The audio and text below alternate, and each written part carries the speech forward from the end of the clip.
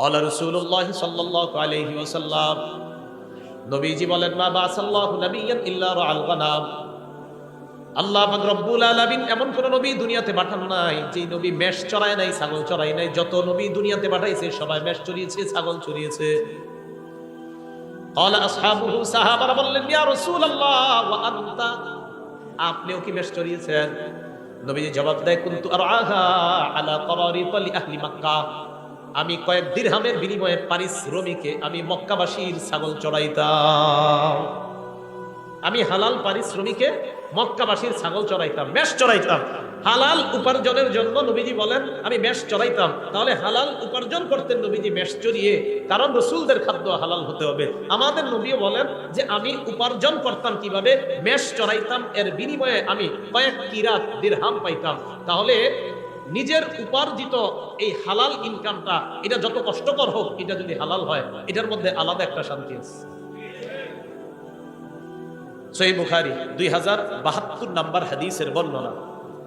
আনিল মিকদাম রাদিয়াল্লাহু তাআলা আনহু قال قال رسول الله صلى الله عليه وسلم, মিকদাম রাদিয়াল্লাহু তাআলা আনহুর বর্ণনা, রাসূলুল্লাহ সাল্লাল্লাহু আলাইহি ওয়াসাল্লাম বলেন, হাদিসের অনুবাদটা মন দিয়ে শুনেন, মা আকালা আহাদুন তাআমান কত খায়রাম মিন আইয়া আকুলা মিন আমালি ইয়াদিহি, কোন মানুষ তার হাতের উপার্জিত হালাল খাদ্যের চাইতে উত্তম খাদ্য আর কখনো খায় না। কোন মানুষ নিজের হাতের, নিজের কষ্টের উপার্জিত হালাল খাদ্যের চাইতে দামি খাদ্য, পবিত্র খাদ্য, এত উত্তম খাদ্য আর মানুষ খায় না। মানুষের কষ্টের হালাল উপার্জিত খাদ্যটা এটা এতটা দামি।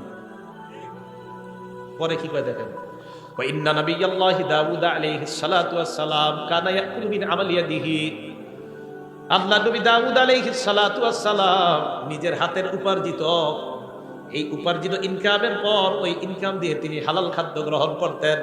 এর মানে নবী দাউদ নবীও নিজের কষ্টার্জিত হালাল খাদ্য গ্রহণ করতেন। এই হাদিস থেকে বুঝলাম আমাদের হাতে হালাল খাদ্য উপার্জন, আমাদের হাতে হালাল উপার্জনটা এবং এটা দ্বারা হালাল খাদ্য সঞ্চয় করা, এটা হলো সবচেয়ে উত্তম। নবী দাউদ আলাইহিস সালাতু ওয়াস সালাম উনিও নিজের হাতে কামাই করতেন, এই সঞ্চয়কৃত ওনার অর্থ দিয়ে উনি জীবিকা নির্বাহ করতেন। বুখারী শরীফের 2074 নম্বর হাদিসের বর্ণনা।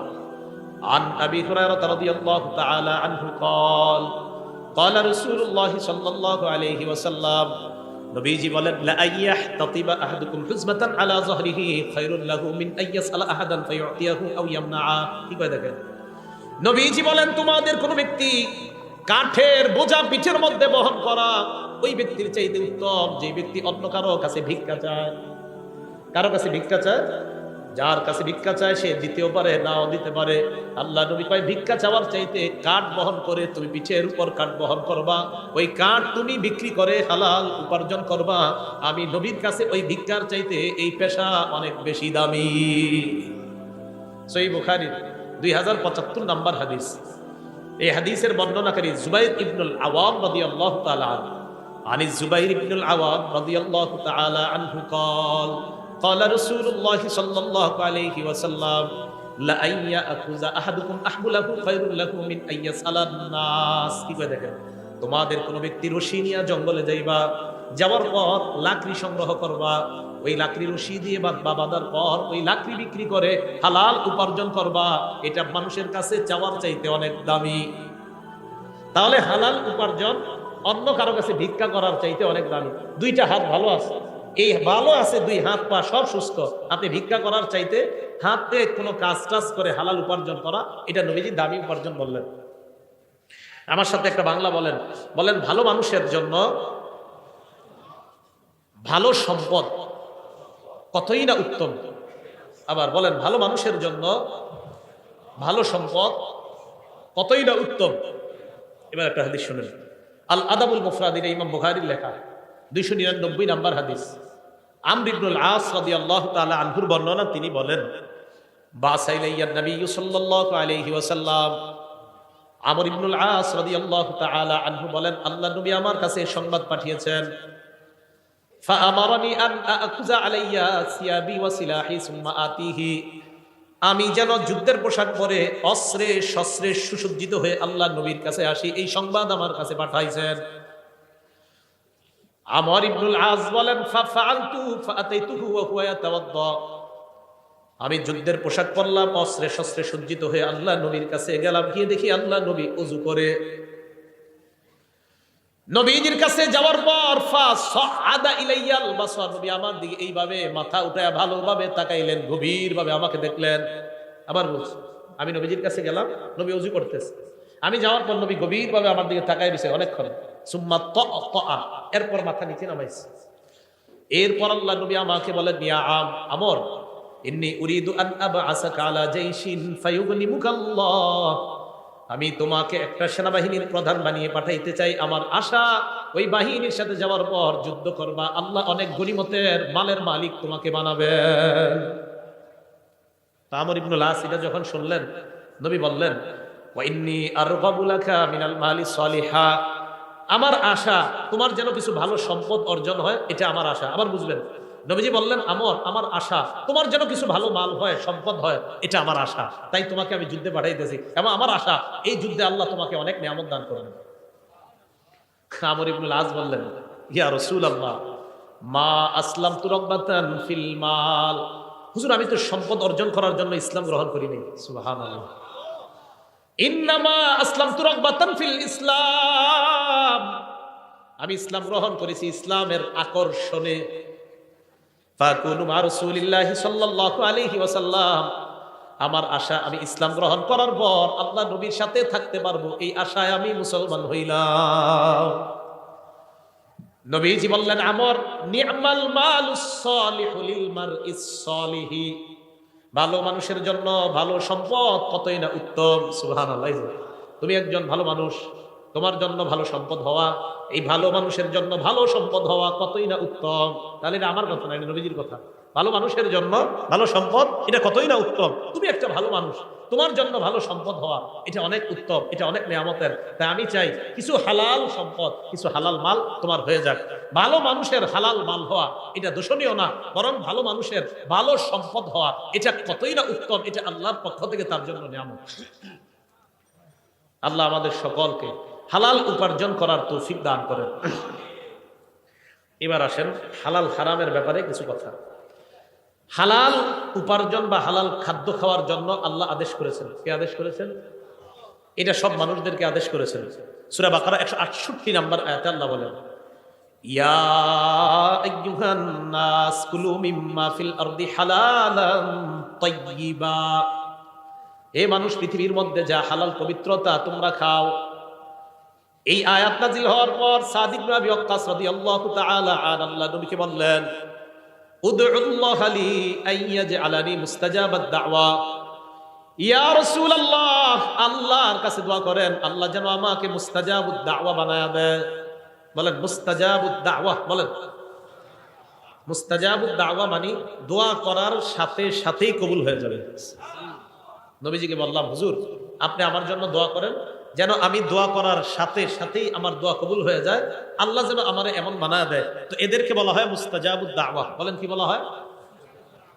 নবীজি বললেন, ইয়া সাআদ আতিব মাতআমাক তাকুন মুস্তাজাবাদ দাওয়া, সাআদ হালালটা পবিত্র করো, সাআদ খাবারটা পবিত্র করো, সাআদ খাবারটা পবিত্র করো, সাআদ হালাল খাদ্য খাও, তাকুন মুস্তাজাবাদ দাওয়া, পেটে হালাল লুকাও, তুমি মুস্তাজাবুদ দাওয়া হয়ে যাবা।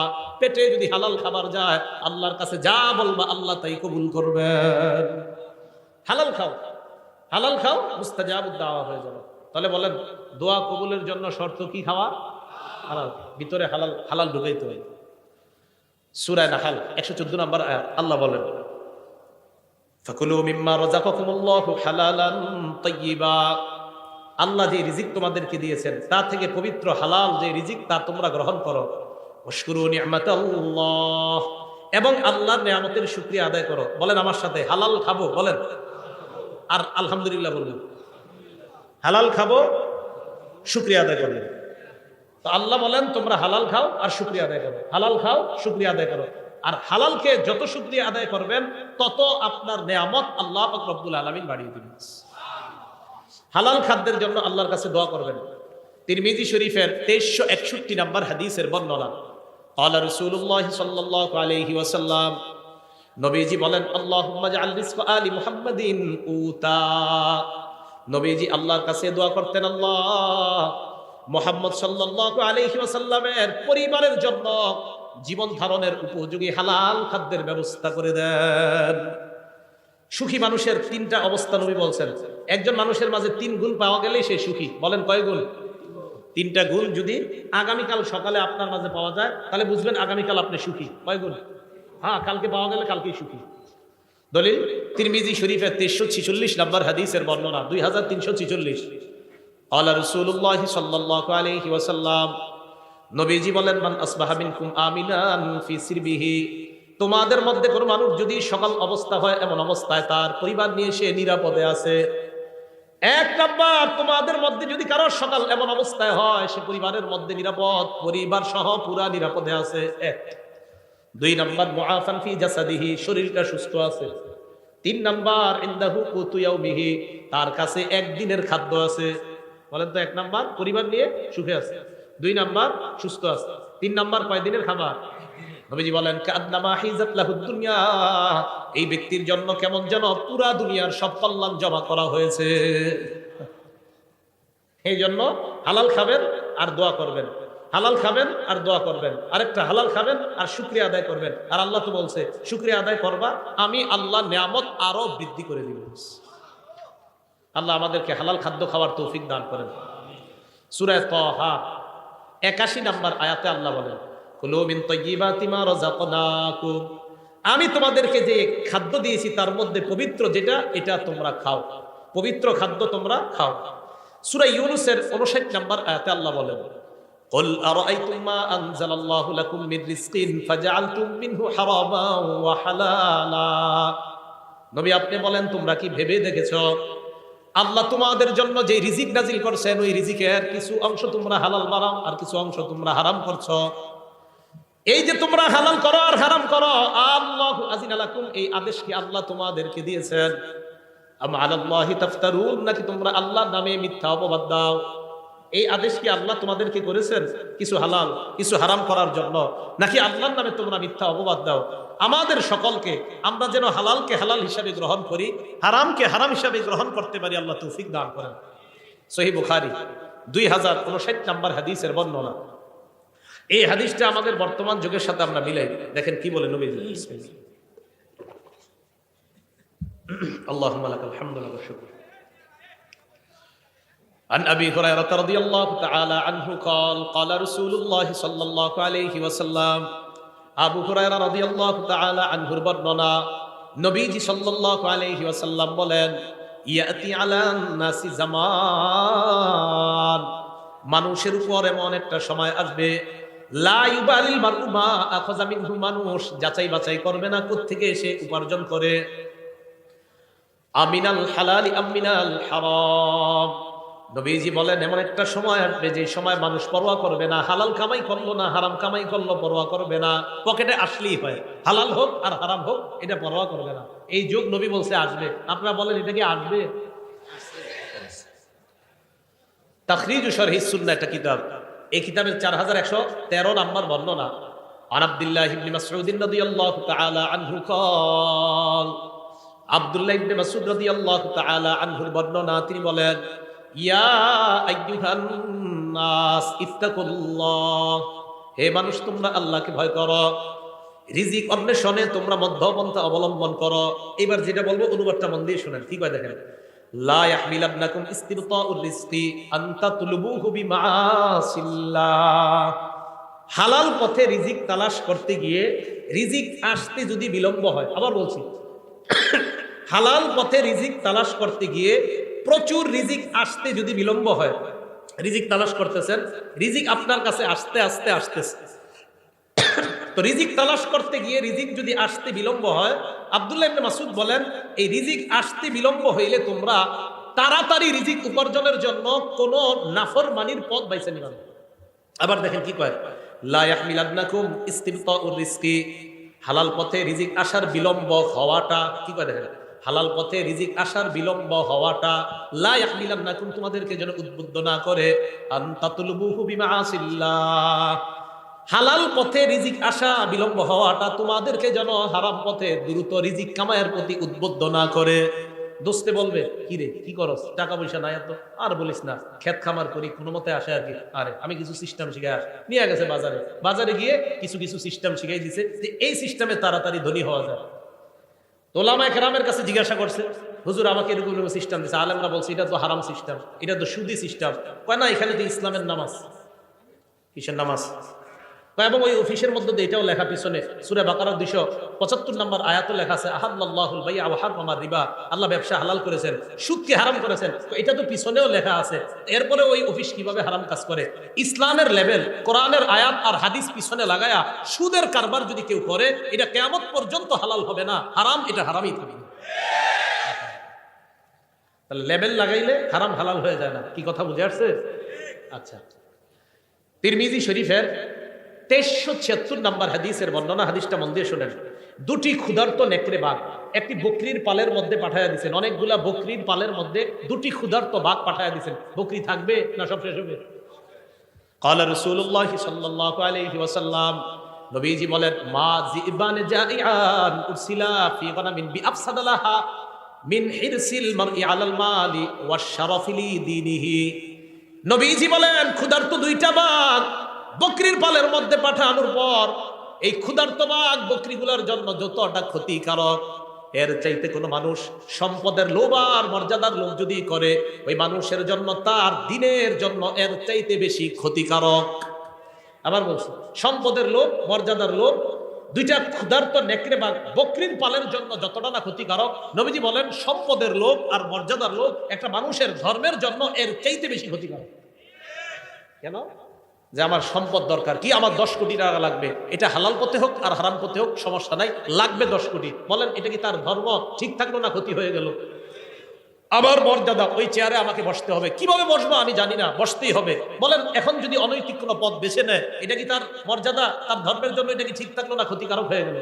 তাহলে মর্যাদা এবং সম্পদের লোভ, এই দুই লোভ মানুষের ধর্মের জন্য এতটা ক্ষতিকারক, যতটা না ক্ষতিকারক ক্ষুধার্ত নেকড়ে বাঘ বকরির জন্য এর চাইতে বেশি ক্ষতিকারক মানুষ সম্পদের লোভ অনৈতিক পন্থায় করা, আর মর্যাদার লোভ অনৈতিক পন্থায় করলে তার চাইতে বেশি ক্ষতিকারক হয়। তিরমিজি শরীফ 2416 নম্বর হাদিসের বর্ণনা, ক্বালা রাসূলুল্লাহ সাল্লাল্লাহু আলাইহি ওয়াসাল্লাম, নবীজি বলেন, লা তাজুলু কদামা ইবনি আদম হাত্তা ইউসআলা আন খামস, বনি আদমের পা, দুই পা নড়বে না কিয়ামতের ময়দানে 5 প্রশ্ন করার আগ পর্যন্ত। বলেন কয় প্রশ্ন? 1 নাম্বার আন উমরিহি ফিমা আফনা, জীবন কোন কাজে কাটাইছেন। 2 নাম্বার আন শাবাবিহি ফিমা আবলা, যৌবন কোথায় নষ্ট করছেন। রাত 12টার পর দরজা লাগিয়ে মোবাইলটা সামনে নিয়ে যৌবন কি নষ্ট করেছেন কিনা, কিয়ামতের মাঠে এটার হিসাব দিতে হবে।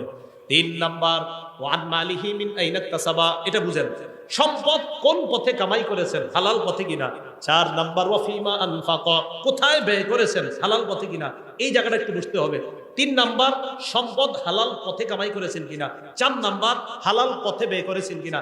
অনেকে মাশাআল্লাহ সম্পদ হালাল পথেই কামাই করে, করার পর এটা দিয়ে 58 ইঞ্চি একটা টেলিভিশন কিনে। তাহলে হালালটা লাগলো কোথায়? হারামে।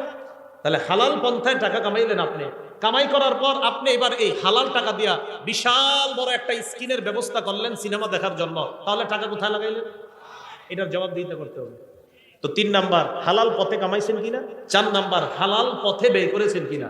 5 নাম্বার ওয়ান ইলমিহি ফিমা বিমা যা আমিলা ফিমা আলিমা, আপনি যা জানলেন সেই অনুযায়ী আমল করেছেন কিনা, এটা কিয়ামতের মাঠে জিজ্ঞাসা করা হবে। এই জায়গাটা একটু বুঝেন। একটু আগে আমি হালাল হারামের ওয়াজ করছি না, জোরে বলেন। সুদ কি? হালাল পন্থায় টাকা কামাই করে হারাম পথে ব্যয় করা, এটা কি জায়েজ না নাজায়েজ? এই যে আমার থেকে বিষয়টা জানলেন, একটা বিদ্যা জানলেন কিনা, জানার পরে যদি আপনি ঠিকমতো আমল না করেন, কিয়ামতের মাঠে এটা জবাবদিহিতা করতে হবে। 5 নাম্বার প্রশ্ন, তুমি যা জানলা ওই জানা অনুযায়ী আমল করছো কিনা। এই যে এতক্ষণ পর্যন্ত আপনি জানলেন হালাল কোনটা হারাম কোনটা, এখন আমার থেকে যে জানলেন তার মানে একটা বিদ্যা জেনে ফেললেন, এই বিদ্যা অনুযায়ী সঠিকভাবে আমল করছেন কিনা, এটা কিয়ামতের মাঠে আপনাকে জিজ্ঞাসিত হতে হবে। সুদ কি জানছেননি? জোরে বলেন, সুদ কি? এটা কি জানছেন? তো খবর আছে। আল্লাহ বুঝার তৌফিক দান করেন। এখন আপনি সঠিক পথে চলার জন্য কি দরকার? আপনি যার সাথে চলাফেরা করবেন এই মানুষটা ভালো হতে হবে। বুঝেন নাকি? যার সাথে চলবেন তিনি কি হতে হবে? তিরমিজি শরীফ 378 নম্বর হাদিস। আল্লাহ রাসূলুল্লাহ সাল্লাল্লাহু আলাইহি ওয়াসাল্লাম নবীজি বলেন, আর-রাজুলু আলা দীনি খালিলিহি ফালয়ানজুর আহাদুকুম মাইয়ু খালিল। নবীজি বলেন, মানুষ তার বন্ধুর রীতিনীতির অনুসারী হয়। তোমাদের প্রত্যেকে যেন চিন্তা করে কাকে বন্ধু বানাও। সুদখোরকে যদি বন্ধু বানান, আপনারও এটা সুদখোর বানাবে। বন্ধু কারে বানাইতেছেন এটা আপনি বুঝে শুনে বানাইতে হবে। মানুষ তার বন্ধু রীতিনীতির অনুসারী হয়, অতএব মানুষ যেন চিন্তা করে যে সে কাকে বন্ধু বানায়। আল্লাহ আমাদের জীবনে একজন প্রকৃত বন্ধু আল্লাহ আমাদেরকে ব্যবস্থা করে দেন। সহিহ বুখারীর একটা বর্ণনা শুনেন, 3842 নম্বর হাদিসের বর্ণনা। আবু বকর সিদ্দিক রাদিয়াল্লাহু তাআলা আনহুর এক আশ্চর্য ঘটনা। ওনার একজন গোলাম ছিল, আম্মা জান আয়েশা সিদ্দিকার বর্ণনা। কানালি আবি বকর সিদ্দিক রাদিয়াল্লাহু তাআলা আন গুলাম কানা ইখরিজু লাহুল খরাজ। আবু বকর সিদ্দিক রাদিয়াল্লাহু তাআলা আনহুর একজন গোলাম, তিনি কর বের করতেন। আবু বকর সিদ্দিক রাদিয়াল্লাহু তাআলা আন এই কর যে বের করে আনতেন, এটা থেকে তিনি খাইতেন। একদিন এই গোলাম কি করছে, ফাজাআ বিশাইইন, একদিন কি জানি একটা নিয়ে আসছে। আনার পর আবু বকর সিদ্দিককে বললেন এটা খান। আবু বকর সিদ্দিক এটা খাইলেন। খাওয়ার পর গোলাম বলে, আতাদেরি মা হাযা, আপনি কি জানেন আপনি কি খাইছেন? কেন, কি হয়েছে? কুনতু তাকাখানতু ফিল জাহিলিয়া, আমি জাহিলি যুগে গণনা করতাম, ভাগ্য গণনা করতাম। কি গণনা করতাম? ভাগ্য। কয় মা উহসিনুল কাহানা ইল্লা আন্নী খাদাতুহু, আমি ভাগ্য গণনা কিছুই জানতাম না, হুদাই মানুষের ধোঁকা দিতাম। আমাদের দেশেও বিভিন্ন ওভারব্রিজের নিচে বিভিন্ন জায়গায় জায়গায় ভাগ্য গণনা করা হয়। হয়তো 100 জনের মধ্যে একজনকে একটা কইছে, এটা কোনো মতে লেগে গেছে, ওই একজন গিয়ে আরো 10,000 রে বোকা বানায় এখানে নিয়ে আসে। এগুলা মিথ্যা কথা। এদের কাছে যারা যাবে তাদের ইমানের মধ্যে খতরা এসে যাবে। ভাগ্য গণনা এগুলো বিশ্বাস করবেন না। তো উনি বলেন, আমি মানুষের ধোঁকা দিতাম, হুদাই আমি ভাগ্য গণনা করতে পারতাম না। তো কি হয়েছে? আমি যার ভাগ্য গণনা করছি জাহিলি যুগে, এরকম একজনের সাথে আমার দেখা হয়ে গেছে আজকে, উনি আমাকে এইগুলা দিছে, আমি আপনারে নিয়ে আসলাম আপনার কাছে। ওই ভাগ্য গণনার যে পারিশ্রমিক, এই পারিশ্রমিক আপনার কাছে আনছি, এটাই আপনি খাইছেন। আবু বকর সিদ্দিক কয় সর্বনাশ। ফাআদখালা ইয়াদাহু, মুখে হাত ঢুকাইছে। ফাকাআ কুল্লা শাইইন ফি বাতনিহি, পেটে যা ছিল মুখে হাত ঢুকায়া সব বমি করে ফেলায় দিছে। সব বমি করে কি করছে? ফালাইয়া দিছে। তাহলে কি বোঝা গেল? হারাম ওনার পেটে ঢুকবে। আবু বকর সিদ্দিক রাদিয়াল্লাহু তাআলা আনহু এটা উনি সহ্য করলেন না, এটা উনি বরদাস্ত করলেন না। এই জন্য আমার আপনার চ্যালেঞ্জিং হলো হালাল গ্রহণ করা, হারাম থেকে বেঁচে থাকা। বলেন কি গ্রহণ করা? হালাল গ্রহণ করা, হারাম থেকে বেঁচে থাকা। তাহলে আমরা হারাম থেকে বেঁচে থাকবো তো ইনশাআল্লাহ? হালাল খাদ্য গ্রহণ করবো তো ইনশাআল্লাহ? আজকে থেকে আমরা সুদী ভয়ঙ্কর, বর্তমানের সবচেয়ে ভয়ঙ্কর একটা অপরাধের নাম হলো হারাম খাওয়া। এই হারাম খাওয়ার মধ্যে একটা হারাম হলো সুদ খাওয়া। বলেন কি খাওয়া? আল আদাবুল মুফরাদের 8 নম্বর হাদিস। একজন ব্যক্তি, বিখ্যাত ব্যক্তি তাবী, তার নাম কয়সালা ইবনে মাইয়াস। মনে থাকবেন, আমরা কয়সালা একটু মনে রাখলে চলবে, ইবনে মাইয়াস আর মনে রাখা দরকার নাই। কয়সালা ইবনে মাইয়াস তিনি বলেন, কুনতু মান নাজদাত, আমি যুদ্ধ বিগ্রহে থাকতাম। ওয়াকাদ আসাবতু যুনুবান লা আরাহা ইল্লা বিনাল কাবাইর, আমি কিছু গুনাহ করছি, এই গুনাহগুলো আমার কাছে কবিরা গুনাহ মনে হয়েছে। ফা যাকারতু যালিকা লি ইবনে ওমর, আমি এই গুনাহগুলো আব্দুল্লাহ ইবনে ওমরকে জানাইছি। আব্দুল্লাহ ইবনে ওমর জানার পর বললেন, কি কি গুনাহ করছো বলো। তো আমি বললাম কাজা ওয়া কাজা, ওই গুনাহ। ইবনে ওমর বললেন, লাইসাত হাযিহি মিনাল কাবাইর, তুমি যে গুনাহের কথা বলছো এগুলা কবিরা গুনাহ না। প্রধানত প্রধান কবিরা গুনাহ অনেকগুলা, এর মধ্যে উল্লেখযোগ্য প্রধান কবিরা গুনাহ 9টা। বলেন কয়টা? এটা ইবনে ওমরের বক্তব্য রাদিয়াল্লাহু তাআলা। তিনি বলেন, 1 নাম্বার শিরকু বিল্লাহ, আল্লাহর সাথে শিরিক করা। 2 নাম্বার ওয়াকাতলু নাসামা, নর হত্যা করা, মানুষ হত্যা করা। 3 নাম্বার ওয়াকাসফুল মুহসানা, সতী সাদী কোনো নারীর উপর মিথ্যা অপবাদ দেওয়া। 4 নাম্বার ওয়া আকলুর রিবা, সুদ খাওয়া। 5 নাম্বার ওয়া আকলু মালিল ইয়াতীম, এতিমের সম্পদ অন্যায়ভাবে ভক্ষণ করা। কি করা বলেন তো? এতিমের সম্পদ অন্যায়ভাবে ভক্ষণ করা। 6 নাম্বার ওয়াল ফিরারু মিনাজ জাহফি, জিহাদের ময়দান থেকে পলায়ন করা। 7 নাম্বার ওয়া ইলহাদুন ফিল মসজিদি, মসজিদের মধ্যে ধর্মদ্রোহী কাজ করা। 8 নাম্বার আল্লাযী ইস্তাসকিরু, ধর্ম নিয়ে উপহাস করা। 9 নাম্বার ওয়া বুকাউল ওয়ালিদাইনি মিনাল উকুক, আপনার নাফরমানির কারণে পিতামাতার চোখ দিয়ে পানি আসা, এটাও ভয়ঙ্কর 9 অপরাধের অন্তর্ভুক্ত। আপনি খারাপ আচরণের কারণে পিতামাতার চোখ দিয়ে পানি আসা। এই 9টার মধ্যে আকলুর রিবা, দেখেন সুদ খাওয়া আছে। বলেন সুদ খাওয়া আছে? তাহলে সুদের কথাটা এখানে আনলেন। সহিহ বুখারী 766 নম্বর হাদিস, সেখানে রাসূল সাল্লাল্লাহু আলাইহি সাল্লাম বললেন, ইজতানিবুস সাবআল মুবিকাত, 7টি ধ্বংসাত্মক অপরাধ থেকে বাঁচো। এর মধ্যে রাসূল সাল্লাল্লাহু আলাইহি সাল্লাম 4 নম্বরে সিরিয়ালে আকলুর রিবা, সুদ খাওয়ার কথা বলেছেন। কি খাওয়া বলেন তো? সুদ খাওয়া। তাহলে সুদ এটা ভয়ঙ্কর অপরাধ, এটা হারাম খাদ্যের মধ্যে একটা ভয়ঙ্কর হারাম হলো সুদ খাওয়া। আল্লাহ আমাদের এই পুরা সমাজকে সুদ মুক্ত একটা সমাজ যেন সবাই মিলেমিশে আমরা সবাই গঠন করতে পারি, আল্লাহ তৌফিক দান করেন।